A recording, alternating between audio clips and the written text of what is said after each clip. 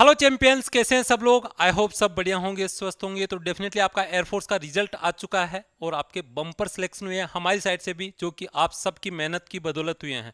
लगभग 1100 प्लस के डेटा हम शो कर चुके हैं और अभी भी आपके उसी पेज के साथ में हेल्प डेस्क पे और हमारे नंबर्स पे है वो डेटा आ रहे हैं। तो आप सभी को तहे दिल से बधाई। लेकिन यहाँ बधाई के साथ साथ जो आपके कॉल्स आ रहे हैं वो आ रहे हैं सबसे ज़्यादा कि सर फेज़ 2 की प्रिपरेशन कैसे करें। लगभग 8-10 दिन का टाइम मिला है बच्चों का और यहाँ पे फेज़ 2 के लिए इन्वाइट किया जा चुका है। आपका एडमिट कार्ड फेज़ 2 का आ चुका है। तो यहाँ पे फेज़ 2 को आगे लेके किसी से आपसे प्रिपरेशन करें। फेज़ 2 की अगर हम बात करें बेटा तो 3 सेगमेंट्स आप डिवाइड कर सकते हो फेज़ मतलब कि 2 के अंदर। पहला आपका यहाँ पे फिजिकल फिटनेस टेस्ट या पीएफटी के पॉइंट ऑफ व्यू से बात कर सकते हो। दूसरा हो गया आपके जीडी के टॉपिक्स और तीसरा हो गया आपका मेडिकल सेगमेंट। अगर सबसे पहले अगर फिजिकल की बात करें तो फिजिकल के अंदर जो मोस्ट इंपॉर्टेंट जो आपके एडमिट कार्ड के अंदर जो डेटा दिया है उसके अंदर 1.6 किलोमीटर की आपकी रेस है, जो आपको 6.5 किलोमीटर 6.5 जो मिनट है उसके अंदर कंप्लीट करनी है। और उसके साथ साथ उसके बाद में आपकी 10 पुशअप्स है, 10 सिटअप्स है और 20 स्क्वाट्स है। यहाँ पे नोट करने वाली बात यह कि लगभग बेटा 10 से 15% बच्चे हों सिर्फ फिजिकल के अंदर आउट हो जाते हैं। तो ये चीज़ आपको नोट करके रखनी है कि आप उन 10 से 15% स्टूडेंट्स के अंदर काउंट नहीं हो। रीज़न ये है कि यहाँ पे हम सोचते हैं कि चीज़ें हो जाएगी, लेकिन वहाँ पे प्रेशर ऐसा होता है और लास्ट मिनट पे बंदा है वो गिव अप कर देता है। आपके ये 8-10 दिन है उनके अंदर हर बच्चे को यहाँ पे प्रैक्टिस करनी है। और मोस्ट इंपॉर्टेंट नोट करने वाला पॉइंट क्या है कि जब पुशअप्स या स्क्वाट्स लगाओ तो यहाँ पे ये नहीं कि बहुत क्विकली आप यहाँ पे प्रैक्टिस करो, क्योंकि वहाँ पे जो ऑफिसर्स है वो सारे बच्चों को सिंक में लेके चलेंगे और उस वजह से वहाँ पे जो आपके स्टेप्स है उनके अंदर टाइम गैप होगा। उस वजह से आपकी प्रैक्टिस करो, उसके अंदर भी टाइम देके उस हिसाब से बेटा प्रैक्टिस करो। अब यहाँ पे जो मोस्ट चैलेंजिंग पार्ट है आपका उस पर बात करते हैं, वो है आपका ग्रुप डिस्कशन। ग्रुप डिस्कशन के दो मायने हैं। एक मायने ये है कि आपको कंटेंट पता होना चाहिए, टॉपिक क्या है, क्योंकि टॉपिक पता होगा तभी तो आप बात कर पाओगे। और दूसरा इंपॉर्टेंट पहलू कि आप बात कैसे करें, प्रैक्टिस कैसे करें। यहाँ पे मैं दोनों पहलुओं पे बात करूंगा कि यहाँ पे कैसे इसकी तैयारी कर सकते हैं। सबसे पहले तो मैं यहाँ पे लगभग आपके 34 टॉपिक्स है वो यहाँ पे 34-35 टॉपिक्स मैंने यहाँ पे डाले हैं, जो कि मोस्ट इंपॉर्टेंट अभी जो इंडिया की जियो पॉलिटिक्स है जिस हिसाब से करंट सिनेरियोज है उनके रिलेटेड मोस्ट हॉट टॉपिक्स है वो आपके सामने है यहाँ पे। तो ये टॉपिक्स अगर मैं बात करूँ यहाँ पे, जैसे अगर इनके ये मोस्ट इंपॉर्टेंट टॉपिक्स क्यों है, लगभग 15 सेकंड पर टॉपिक के हिसाब से लूंगा मैं और आपको रीजंस दूंगा कि ये मोस्ट इंपॉर्टेंट टॉपिक्स बेटा क्यों है यहाँ पे। तो यहाँ पे आपका ड्रोन टेक्नोलॉजी और मतलब कि future of the artificial intelligence है। लास्ट वीक की हमारी जो डिफेंस फोर्सेस है उनकी, उसके साथ साथ डीआरडीओ, इसरो और डिफेंस मिनिस्ट्री की जो सेमिनार हुई थी उसके अंदर डेफिनेटली ये बढ़ चढ़ के मतलब कि सबने यहाँ पे कंट्रीब्यूट किया था। और यहाँ पे इंडियन जो मिलिट्री है उन्होंने शो किया था कि किस हिसाब से आर्टिफिशियल इंटेलिजेंस की हेल्प से हम चाइनीज लैंग्वेज को है विदाउट इंटरनेट भी कन्वर्ट है वो कर सकते हैं हिंदी या इंग्लिश के अंदर। तो वहाँ पे डेफिनेटली एक इंपॉर्टेंस आपको नजर आता है कि ड्रोन टेक्नोलॉजी और आर्टिफिशियल इंटेलिजेंस है वो आज की डेट में काफी इंपॉर्टेंट रोल प्ले कर रही है डिफेंस फोर्सेज के लिए। तो मोस्ट हॉट टॉपिक आपका बनने का कारण यह है। दूसरा आपका एनआरसी है, एनआरसी भी है और आपके आर्टिकल 370 पे भी आपका डिस्कशन है वो हो सकता है, क्योंकि काफ़ी ज़्यादा मतलब कि पब्लिक ओपिनियन है वो इसमें शिफ्ट हुआ, इधर उधर सी चीज़ें हैं वो आर्ग्यूमेंट्स हुए। तो ये टॉपिक पे आप क्या आ सकते हैं, कोस्टल लाइन से रिलेटेड आपका टॉपिक आ सकता है। लेकिन मोस्ट इंपॉर्टेंट टॉपिक्स के अंदर आपका फिर से आता है फ्यूल प्राइसेस एंड इन्फ्लेशन। आज की डेट में आपने देखा होगा कि आपका घर का गैस सिलेंडर वो लगभग 1000 से ऊपर जा चुका है। आपकी फ्यूल प्राइसेस, पेट्रोल डीजल की प्राइसेस आज की डेट में इतनी बढ़ चुकी है और उसकी वजह से आपका इन्फ्लेशन है वो इंक्रीज हो रहा है ना। तो यहाँ पे किस इसके मायने क्या है, इन्फ्लेशन के मायने क्या है, फ्यूल प्राइसेस उसको कैसे इंपैक्ट कर रही है, कैसे नहीं कर रही है, इंटरनेशनल जो मतलब कि जियो पॉलिटिक्स है वो कैसे इनको इंपैक्ट कर रही है, ये सारी चीजें बेटा आपको पता होनी चाहिए। न्यू एजुकेशन पॉलिसी अगर मैं बात करूं तो 1992 के बाद में आज तक का सबसे बड़ा रिफॉर्म है। और यहाँ पे जो 10+2 का मॉडल था उसको यहाँ पे शिफ्ट कर दिया गया है बेटा यहाँ पे 5+3+3+4 के अंदर, है ना। तो यहाँ पे उसके साथ ही फॉरेन लैंग्वेज को लर्न करने की जो फैसिलिटी दी गई है गवर्नमेंट, वहाँ पे चाइनीज लैंग्वेज को ब्लॉक करिए, उसके क्या मायने क्या नहीं है, फॉरेन लैंग्वेज किस हिसाब से कौन से सेगमेंट पे आप लर्न कर सकते हैं, वो सारी फैसिलिटीज भी यहाँ पे दी जा रही है और उस पर डिस्कशन है वो होगा, क्योंकि गवर्नमेंट काफ़ी ज़्यादा उसकी क्रूशियल मीटिंग्स अभी चल रही है और उस पर आपका काफ़ी हॉट टॉपिक बन रहा है यहाँ पे आपका जीडी के लिए। जीएसटी है 19 मतलब कि आप 2017 के बाद में 2017 के बाद में मतलब कि 1 जुलाई 2017 जब से जीएसटी इंप्लीमेंट हुआ है आज़ादी के बाद में आज तक का सबसे बड़ा रिफॉर्म है ना। तो यहाँ पे भी आपका क्या हो सकता है कि आपका क्वेश्चन है वो आ सकता है जीएसटी सेगमेंट्स कौन कौन से हैं, कौन कौन से प्रोडक्ट हो किस हिसाब से सेगमेंट्स में डाले हैं, जीएसटी का देश को क्या फायदा हुआ है क्या नहीं हुआ, चैलेंजेस क्या है, तो उसके ऊपर आपको पता होना चाहिए। Gender equality and women's in armed forces है वो भी आपका काफ़ी हॉट टॉपिक है। नेवी ऑलरेडी वीमेंस को अलाउ कर चुका है और यहाँ पे उसके साथ साथ जो एयरफोर्स है वो भी इसको कंसिडर कर रही है। है ना। ऑफिसर रैंक में ऑलरेडी मतलब वीमेंस को परमानेंट कमीशन के अंदर मतलब कि यहाँ पे जगह दे दी गई है। तो ये सारी चीजें हैं वो कहीं ना कहीं इन टॉपिक्स को है वो इंपॉर्टेंट बना देती हैं। सिक्योरिटी चैलेंजेस नॉर्थ ईस्ट में आपने देखा होगा लास्ट वीक यहाँ पे डेफिनेटली हमारे जो आर्म्ड फोर्सेस है उनकी यहाँ पे जो मिलिटेंट ग्रुप्स है उनके साथ झड़प हुई है, और चाइनीज कैसे उनको प्रॉक्सी के रूप में यूज करें, वहां पे भी आपके जो इंपॉर्टेंट टॉपिक है ये उसके अंदर आता है। क्लाइमेट चेंज जो COP26 की मीटिंग हुई थी जिसमें प्राइम मिनिस्टर मोदी गए थे और 2070 का अपना विजन वहां पे रखे हैं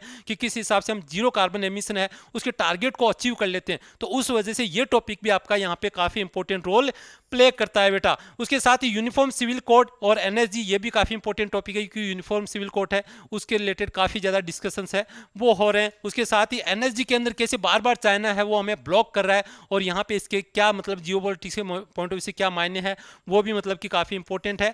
कोवैक्स और वैक्सीन मैत्री है उसमें जैसे आज की डेट में पूरे वर्ल्ड का लगभग 60% वैक्सीन है वो इंडिया प्रोड्यूस करता है, तो इसके क्या मायने हैं जियोपॉलिटिक्स में, कोवैक्स के प्रोग्राम में इंडिया किस हिसाब से कंट्रीब्यूट कर रहा है किस हिसाब से नहीं, वो सारी चीजें आपको पता होनी चाहिए। और make in India specially defence sector में ये आपका मोस्ट हॉट टॉपिक है और यहाँ पे मतलब कि मैं अगर टॉप 5 टॉपिक्स दूं तो उनके अंदर आपका ये इंपॉर्टेंट पोजीशन में आता है। क्यों? क्योंकि यहाँ पे गवर्नमेंट स्ट्रिक्टली यहाँ पे 68% का यहाँ पे कैप लगा चुकी है कि आप कम से कम 68% जो प्रोडक्ट है डिफेंस के वो मेक इन इंडिया के तहत ही परचेज करेंगे, टोटल जो एक्सपेंडिचर है उनका। तो यहाँ पे आप उसका इंपॉर्टेंस समझ सकते हैं। गवर्नमेंट है वो सैकड़ों प्रोडक्ट ऐसे हैं जिन पे इंपोर्ट लिस्ट पे है वो ब्लैक लिस्ट है वो कर चुकी है। तो कौन कौन से प्रोडक्ट है, कौन कौन से जो डिफेंस के इक्विपमेंट्स है जिनको गवर्नमेंट है मेक इन इंडिया के तहत पुश कर रही है, कौन कौन से नहीं है, यहाँ पे कौन कौन से प्रिक्योरमेंट के ऑर्डर्स दिए हैं, जैसे अंदर आप तेजस के जो 83 फाइटर जेट्स वगैरह है और भी बहुत सारे अर्जुन टैंक है और है, तो वो सारी चीजें हैं वो आपको फिगर्स में पता होनी चाहिए। उसके बाद बेटा नेक्स्ट बात करूं यहाँ पे तो सिक्योरिटी चैलेंजेस है वो आ गया। तो इसमें अपस्पा और सिक्योरिटी चैलेंजेस किस तरह के हैं किस तरह के नहीं है वो आपका टॉपिक होता है। मोस्ट इंपोर्टेंट टॉपिक में फिर से आपका आ जाता है इलेक्ट्रिक व्हीकल्स। इलेक्ट्रिक व्हीकल्स के इंडिया के लिए क्या मायने हैं, क्रूड ऑयल से रिलेटेड हमारी डिपेंडेंसी कैसे है, क्यों 80-85% हम क्रूड ऑयल इंपोर्ट करते हैं और वैसे वो कैसे वो जियोपॉलिटिक्स को इंपैक्ट करता है, और उसके साथ साथ रिन्यूएबल एनर्जी के बेसिस पे हम कैसे एक अपने देश को आगे बढ़ा सकते हैं, रिन्यूएबल एनर्जी के क्या क्या फायदे हैं क्या क्या नुकसान है क्या क्या चैलेंजेस है वो सारे बेटा आपको पता होनी चाहिए। रिन्यूएबल एनर्जी में इलेक्ट्रिक व्हीकल्स की अगर मैं बात करूं यहाँ पे इलेक्ट्रिक व्हीकल्स को हमें कैसे कौन कौन जैसी बैटरी है उसके अंदर लिथियम यूज होता है तो उसके रिलेटेड इंपोर्ट करने से रिलेटेड हमें किस तरह के चैलेंजेस आ रहे हैं वो सारी चीजें हैं वो आपको पता होनी चाहिए। और उसके साथ साथ यहाँ पे मैं अगर बात करूं 5th generation warfare, most important topic जो आपको बहुत सारे बच्चों को आइडिया भी नहीं होगा 5th जनरेशन वॉरफेयर क्या होता है। यहाँ पे अगर आपको पता हो कि जब अभिनंदन वाला केस हुआ था है ना 27 फेब को, तो उस टाइम पे इंडिया मतलब कि जैसे हमारा फाइटर जेट है अभिनंदन वहां पे LOC उस पार ड्रॉप हुआ था, तो एक तरह से मतलब कि है एक ऐसा एनवायरनमेंट क्रिएट कर दिया गया था कि इंडिया है वो एक लूजर साइड से है। तो वो क्या था, वो 5th जनरेशन वॉरफेयर का ही इंपैक्ट था। तो इंडिया उसके बाद में कितना ओवरकम क्या है, इंडिया कितना रेडी है 5th जनरेशन वॉरफेयर को, आपका टिकटॉक का बैन करना है वो कैसे मतलब कि 5th जनरेशन वॉरफेयर के रूप में चाइना इसको यूज कर सकता था, ये सारे इंपॉर्टेंट पहलू आ जाते हैं जो इस टॉपिक को है वो काफी इंपॉर्टेंट है वो करते हैं। कैशलेस इकोनॉमी आज की डेट में अगर हम बात करें कि किस हिसाब से पूरे वर्ल्ड के अंदर है, ये मतलब कि इंडिया नंबर 1 पे आ चुका है नंबर ऑफ ट्रांजैक्शन में। तो यहाँ पे कैशलेस इकोनॉमी है, उसके इंपॉर्टेंस क्या है, उसके साथ साथ क्रिप्टो करेंसी में गवर्नमेंट ने कितना टैक्स लगाया नहीं लगाया, क्या क्रिप्टो करेंसी लीगल टेंडर है नहीं है, ये सारी चीजें आपको पता होनी चाहिए। उसके साथ ही यहाँ पे इकोनॉमी 5 ट्रिलियन से रिलेटेड कितना दूर है कितना नहीं है। उसके साथ ही मोस्ट इंपॉर्टेंट टॉपिक है बेटा वो है स्पेस। यहाँ पे गगनयान से रिलेटेड इंडिया ऑलमोस्ट रेडी है इस अपने स्पेस प्रोग्राम को लेके। उसके साथ ही इंटरनेशनल स्पेस स्टेशन को लेके रशिया और यूएसए के बीच में कंप्लीटली तू में चल रही है। चाइना ऑलरेडी अपना स्पेस स्टेशन लॉन्च कर चुका है। उसके साथ ही यहाँ पे जो जेम्स वेब टेलीस्कोप है 9 बिलियन के आसपास की कॉस्ट पड़ी है, लेकिन वहां से यूनिवर्स से जो पिक्चर्स वहां पे गैलेक्सी से उन्होंने शो किए हैं तो पूरा वर्ल्ड उसको देख के शौक है या एक तरह से स्तब्ध है या यू कैन से रोमांचित है। तो वो सारी चीजें हैं वो इस टॉपिक को है वो काफी ज्यादा इंपॉर्टेंट कर देती है बेटा। उसके साथ ही यहाँ पे फार्मर्स की इनकम से रिलेटेड भी आपका टॉपिक है। आपका वाटर क्राइसिस भी एक बहुत बड़ा इंपॉर्टेंट टॉपिक होते हैं। बजट एक्सपेंडिचर है वो डिफेंस सेगमेंट में किस हिसाब से जो मॉडर्नाइजेशन है ना, इसको मैं अगर बात करूं कि यहाँ पे मॉडर्नाइजेशन डिफेंस मॉडर्नाइजेशन है वो काफी इंपॉर्टेंट रोल प्ले करता है यहाँ पे। कैसे? क्योंकि यहाँ पे जैसे अग्निवीर वाली जो पॉलिसी है काफी बड़ा शिफ्ट है।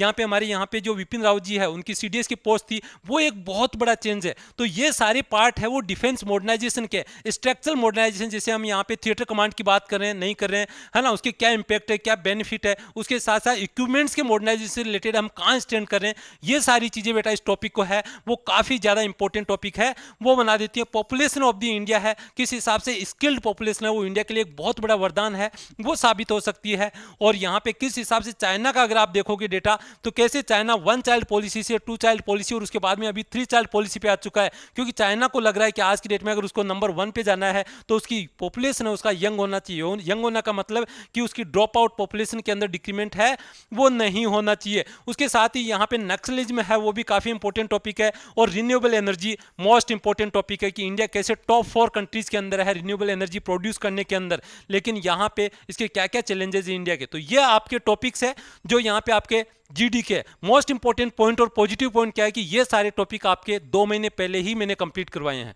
और यहाँ पे कंप्लीट प्लेलिस्ट है वो यहाँ पे बनी हुई है 63 वीडियोस की। इन 63 वीडियोस के अंदर आपको ये सारे टॉपिक्स मिल जाएंगे बेटा, एक एक टॉपिक है वहाँ प्लेलिस्ट में जाके आप इनको रिव्यू कर सकते हैं। और इससे भी गुड न्यूज़ क्या है, आप आरएसआर में उसमें चैनल पे जाइए, प्लेलिस्ट पे क्लिक करेंगे तो यहाँ पे आपको करंट अफेयर्स के नाम से, भीष्म बैच के नाम से, NDA CDS air force navy ICG, यहाँ से इसके नाम से आपको प्लेलिस्ट मिल जाएगी। हर बच्चा वहाँ से इस टॉपिक को वहाँ से कवर कर सकता है। इससे भी गुड न्यूज़ क्या है आपको कि जिन बच्चों ने एयरफोर्स या एनडीए सीडीएस वाला नोट्स बैच इनरोल कर रखा है, उनका कंप्लीट ये नोट्स जो आपके सारी वीडियोस के वो यहाँ पे रखे हुए हैं। तो वहाँ पे आप क्विकली जाके आपको जो फैक्ट्स है वो सारी यहाँ पे मिल जाएंगे बेटा, तो यहाँ से जाके आप प्रिपरेशन कर सकते हैं। अब इसके साथ ही मैं अगर बात करूँ कि सर जीडी के कंटेंट तो हमने ले लिया, अब प्रिपरेशन कैसे करें, क्योंकि बहुत सारे बच्चे हैं कि वो मुंह ही नहीं खोल पाते, बात ही नहीं कर पाते। तो मोस्ट इंपॉर्टेंट पॉइंट ये होता है बेटा, आप मिरर के सामने बैठिए और जितना हो सके है ना, पहले कंटेंट पे ग्रैब कीजिए और उसके बाद में उस पर बात कीजिए, अपनी कमियां हैं उनको आइडेंटिफाई कीजिए कि कैसे टेंस से रिलेटेड, जेंडर से रिलेटेड कॉमन मिस्टेक्स है